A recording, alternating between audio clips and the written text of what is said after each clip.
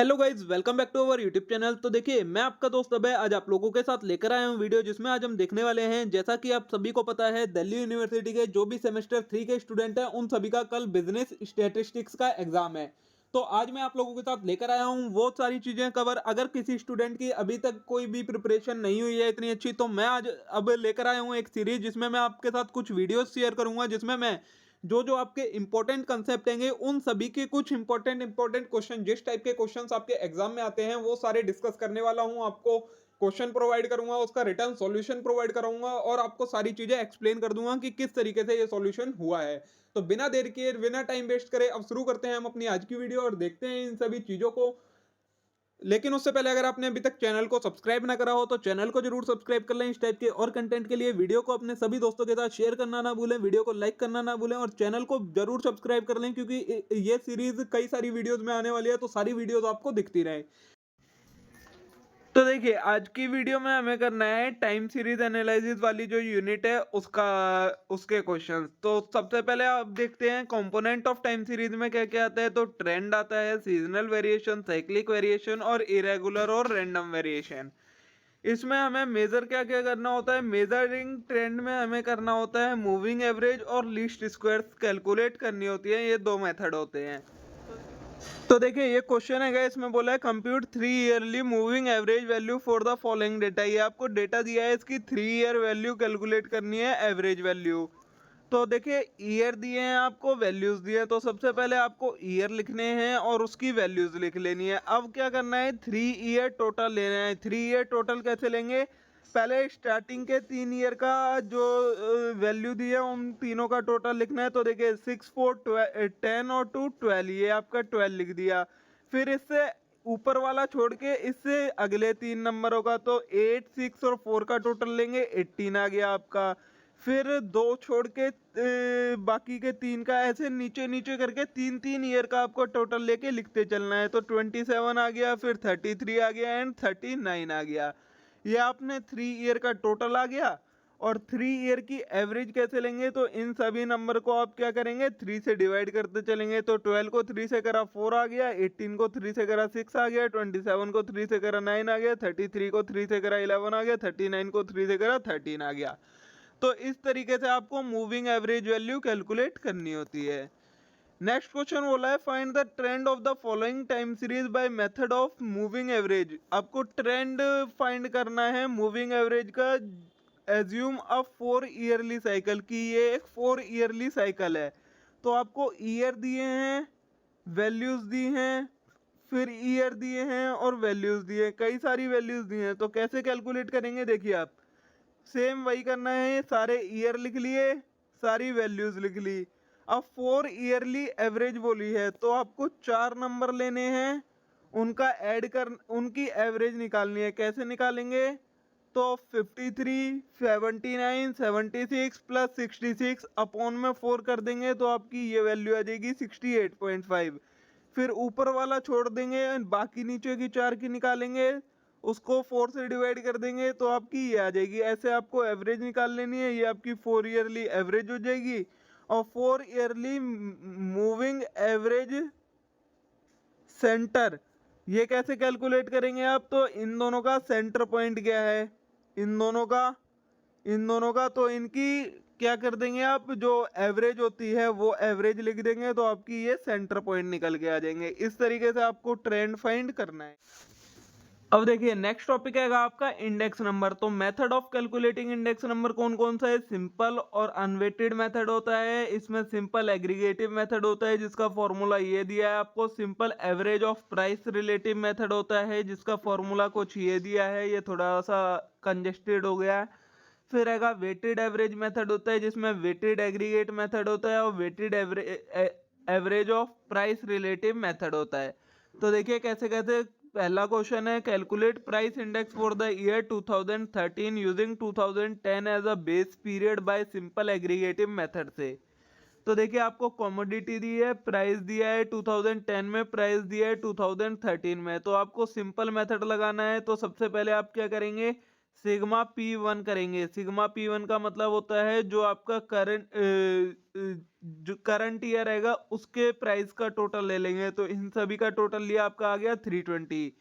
फिर क्या करेंगे आप सिग्मा P0 करेंगे, मतलब जो आपका बेस ईयर है उसके प्राइस का टोटल ले लेंगे। जैसे आपने ये लिया, ये आ गया आपका 256। अब क्या करना है आपको, सिंपल मेथड से निकालना है। तो सिंपल मेथड का फॉर्मूला होता है आपका P01 सिग्मा P1 अपॉन में सिग्मा P0 इंटू में 100। तो 320 अपॉन में 256 इंटू में 100 करा आपने, आपका आंसर आ गया 125। ये आ गया आपका price index of 2013 to the base year. ठीक है। सेकेंड क्वेश्चन है calculate price index based on price relative using arithmetic mean and geometric mean. Arithmetic mean और ज्योमेट्रिक मीन का यूज करके प्राइस इंडेक्स कैलकुलेट करना है। कैसे करेंगे, देखिए आपको ईयर दिया है, कमोडिटी दी है, तो आप सारी कमोडिटी लिख लेंगे ABCDEF। 2005 में क्या प्राइस थे उसके और 2010 में क्या प्राइस थे। उसके बाद आपको क्या करना है, पी कैलकुलेट करना है, मतलब प्राइस इंडेक्स कैलकुलेट करना है। फॉर्मूला क्या लगाएंगे आप, P1 अपॉन में P0 इंटू में 100 वाला। तो जब ये लगाएंगे आपकी ये सारी वैल्यूज आ जाएंगी। उसके बाद आपको इन सभी का लॉग निकालना है। लॉग निकालने के बाद उसका टोटल ले लेना है। तो अर्थमेटिक मीन का प्राइस इंडेक्स का फॉर्मूला होता है, ये आपका जो आपका P आया है सिग्मा P अपॉन में N। तो सिग्मा P अपॉन में N करेंगे तो ये आपका अर्थमेटिक मीन आ जाएगा। ज्योमेट्रिक मीन लगाने के लिए आपको एंटी लॉग लेना होता है। तो एंटी लॉग करने के लिए आपको क्या करना पड़ेगा, जो लॉग आया था उसका टोटल लेना है, अपॉन में N करना है और उसका एंटी लॉग निकाल देना है। तो वो 124.3 आ जाएगा। तो इस तरीके से आप प्राइस इंडेक्स से अर्थमेटिक मीन और ज्योमेट्रिक मीन भी कैलकुलेट कर सकते हैं। अब बात आती है वेटेड मेथड में। वेटेड एग्रीगेट मेथड में आपके पास लेस्पायर्स प्राइस इंडेक्स होता है जिसका फॉर्मूला ये होता है, पास्चेज होता है जिसका फॉर्मूला ये होता है, फिशर्स होता है जिसका फॉर्मूला होता है आपका रूट का लेस्पायर इंटू पास्चे, L इंटू पी कर दोगे तो ये कुछ इस तरीके का फॉर्मूला बन जाता है। ठीक है। अब देखिए इसका question, calculate price index number using Laspeyres method, Paasche's method and Fisher method. आपको प्राइस इंडेक्स कैलकुलेट करना है तीनों मेथड से। तो क्या करेंगे, सबसे पहले आपने कमोडिटी लिख ली, उसके बाद आपका बेस ईयर रहेगा 2000। तो इसमें आप क्या करेंगे, बेस ईयर की आप प्राइस भी लिख लेंगे और क्वांटिटी भी लिख लेंगे। उसके बाद करंट ईयर की प्राइस लिख ली आपने, क्वांटिटी लिख ली। अब देखिए इन सारे फॉर्मूलाज में क्या क्या वैल्यू चाहिए होती है। P1 को Q0 से मल्टीप्लाई करना होता है, P0 को Q0 से मल्टीप्लाई करना है, P1 को Q1 से, P0 को Q1 से। तो ये सारी हम वैल्यू कैलकुलेट कर लेंगे। वैसे हम डायरेक्ट भी कर सकते हैं लेकिन यहाँ पर कैलकुलेट करके बोला है। तो देखिए P0 Q0 मतलब बेस ईयर का प्राइस और बेस ईयर की क्वांटिटी को मल्टीप्लाई करना है। तो 20 इंटू 80, 50 इंटू 10, 40 इंटू 15 और 20 इंटू 20, ये सारे कैलकुलेट करके आपने इसका टोटल निकाल लिया। उसके बाद P1 और Q0 मतलब करंट ईयर का प्राइस और बेस ईयर की क्वांटिटी, तो ये वाले दोनों कॉलम को लेंगे, उनका कैलकुलेट करके निकाल लिया। फिर P1 इंटू Q1 मतलब करंट ईयर का प्राइस और करंट ईयर की क्वांटिटी को आपस में मल्टीप्लाई करेंगे, उनको मल्टीप्लाई करके इसका टोटल निकाल लिया। और P0 Q1 निकाल लेंगे, मतलब करंट बेस ईयर का प्राइस और करंट ईयर की क्वांटिटी का टोटल, उसका हमने टोटल ले लिया। अब देखिए लेस्पायर्स मेथड में क्या होता है, सिग्मा P1 Q0 अपॉन में P0 Q0। तो P1 Q0 ये वाला आ जाएगा 2070 आपका, और P0 Q0 आपने ये 1660 निकाला था, ये आ गया, मल्टीप्लाई में 100 कर दिया, आपका आंसर आ गया 124.69। ठीक है, डायरेक्ट फॉर्मूले में वैल्यू पुट करी। सेकंड आएगा पास्चेज मेथड में, फॉर्मूला होता है सिग्मा P1 Q1 अपॉन में सिग्मा P0 Q1। तो देखिए P1 Q1 आपकी वैल्यू आई 1790, ये लिख दिया आपने यहाँ पर। उसके बाद P0 Q1 की वैल्यू आई 1470, ये लिख दिया आपने, मल्टीप्लाई में 100 करा तो 121.76 आपका इसका आंसर आ गया। नेक्स्ट है आपका फिशर्स मेथड। फिशर्स मेथड में आपका फॉर्मूला होता है लेस्पायर्स इनटू पास्चे। तो अगर आप इन दोनों को मल्टीप्लाई कर देंगे तो आपका आंसर आ जाएगा 123.24 इस फॉर्मूले में लगा के। ठीक है, ये हो गया आपका वेटेड एवरेज एग्रीगेट मेथड जो होता है, फिर रहेगा आपका weighted average of price relative method, जिसके अंदर आपको अर्थमेटिक मीन और ज्योमेट्रिक मीन कैलकुलेट होता है। तो देखिए प्राइस इंडेक्स अर्थमेटिक मीन कैसे, sigma weighted weight into price upon में सिग्मा वेट, और प्राइस इंडेक्स ज्योमेट्रिक मीन कैसे, तो antilog of sigma weight log P upon में सिग्मा वेट। ठीक है, तो देखिए calculate weighted price index based on price relative using arithmetic mean and geometric mean. तो आपको कमोडिटी दी है, वेट दिया है, प्राइस दिया है, करंट बेस ईयर का भी और करंट ईयर का भी। अब क्या करेंगे आप, इसमें पी कैलकुलेट करेंगे। पी कैसे कैलकुलेट करते हैं, वही फॉर्मूला है आपका P1 अपॉन P0 इंटू में 100। तो P1 इंटू P0 अपॉन 100 करेंगे तो आपकी ये वैल्यू आ जाएंगी। ये सारे वैल्यू कैलकुलेट करने के बाद आपको वेट दिए हैं, आपको वो वेट लिखने हैं। उसके बाद क्या करना है आपको, इन जो आपका ये P आया था इसका लॉग निकालना है। P का लॉग आपको पता ही है, जो ट्रिक कैलकुलेट ट्रिक होती है आप उससे निकाल सकते हैं। ये आपके उसके लॉग आ जाएंगे। फिर आपके फॉर्मूले में क्या था देखिए, यहाँ पर आपको वेट इंटू प्राइस चाहिए और यहाँ पर वेट इंटू लॉग पी चाहिए। तो देखिए वेट इंटू प्राइस तो आपने निकाल लिया, ये आपका आ गया मल्टीप्लाई होके। अब वेट इंटू लॉग पी कैसे निकालेंगे, तो जो ये आपका पी है वो लॉग पी निकल के आया है, वो उसे जो ये वेट दिए हैं इससे मल्टीप्लाई करेंगे। आप इन दोनों को मल्टीप्लाई करेंगे तो आपकी ये वैल्यू आ जाएगी, इसका टोटल ले लेंगे आप।